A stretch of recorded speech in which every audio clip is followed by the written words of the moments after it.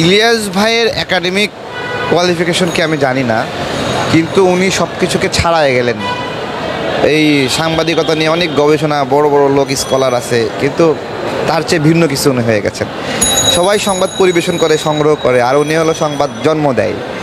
ঠিক আছে, এমনভাবে একটা কিছু করে যে তাকে অপছন্দ করা ব্যক্তিও তাকে নিয়ে নিউজ করতেই হবে, কাটতেই হবে, এইরকম একটা ভয়ঙ্কর বিষয়। ঠিক আছে, আর মানে এটা এখন থেকে না, আপনার সেই 2018 সালে যে নির্বাচন, শেখ হাসিনার বিনা ভোটের নির্বাচন, ওই সময় দাবরায় দাবরায় যে নিউজ সংগ্রহ, ভোট চোরদের, এটা উনি দেখাই দিয়েছেন যে উনি কী জিনিস। এটা আমাদের কাছে আল্লাহ রহমত হিসেবে দিয়েছেন ইলিয়াস ভাইকে। অনেকে ওনাকে অপছন্দ করতে পারে, মানে, কিন্তু জাস্ট মানে ওয়াও বলতে হয় যে এটা আমরা সবাই বিস্মিত হয়ে যাই ইলিয়াস ভাইয়ের এটা দেখে।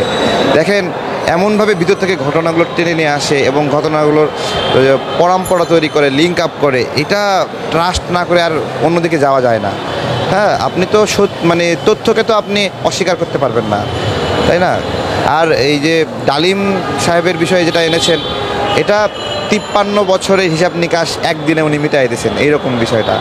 হ্যাঁ, এতগুলো পয়েন্ট, এতগুলো যুক্তি, ন্যারেটিভ, এবং যেভাবে আবেগের সঙ্গে তুলে ধরেছেন, এবং এটা এই বক্তব্যে অনেকের বিরুদ্ধে গেছে বক্তব্য, যাদের বিরুদ্ধে গেছে।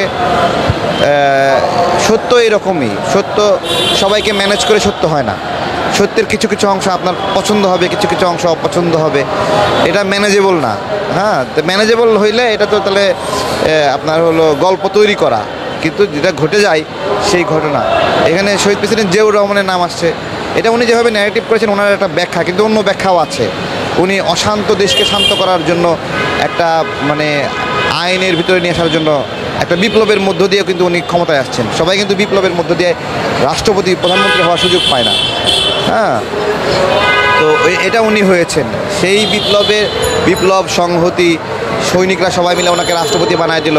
ওই সময় রাষ্ট্রকে সুশৃঙ্খল করার জন্য ওনার উদ্যোগগুলোকে আপনার হলো প্রশ্নবিদ্ধ করার সুযোগ নাই।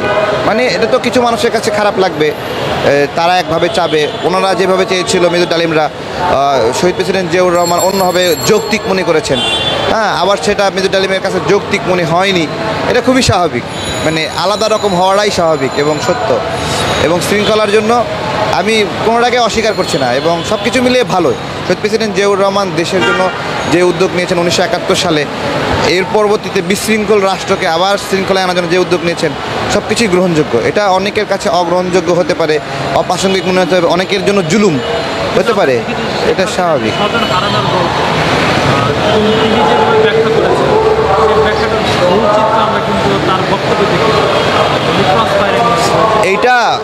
এটা হলো মানে শেখ হাসিনার যে স্বজন হারানো, আমি বলবো এটা গিফট অফ বাকশাল।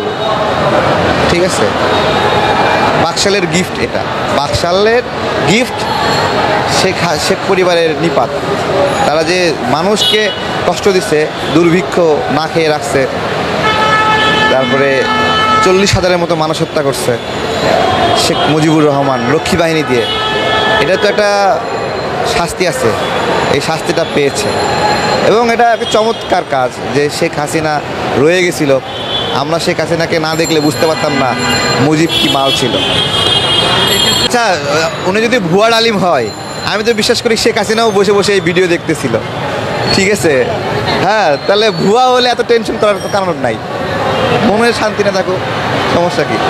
এক্ষেত্রে আপনার কি মনে হয় যে তাদের যে গল্প, স্বজন হারানোর ব্যথা, সেই ব্যথাকে পুনরায় আবার তারা প্রকাশ করতে পারে?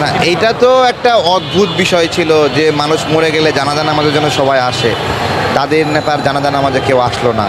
এটা তো একটা বেদনাই, এই বেদনা সারা জীবন থাকবে। তারা একটু তুলনা করুন, শহীদ প্রেসিডেন্ট জিয়াউর রহমানের জানাজায় কত লোক হয়েছিল আর তাদের জানাজায় কত লোক হয়েছিল। একটা মানুষ যদি ভালো হয় তার জন্য সবাই কাঁদবে, শেখ মুজিবের জন্য কেউ কাঁদে নাই।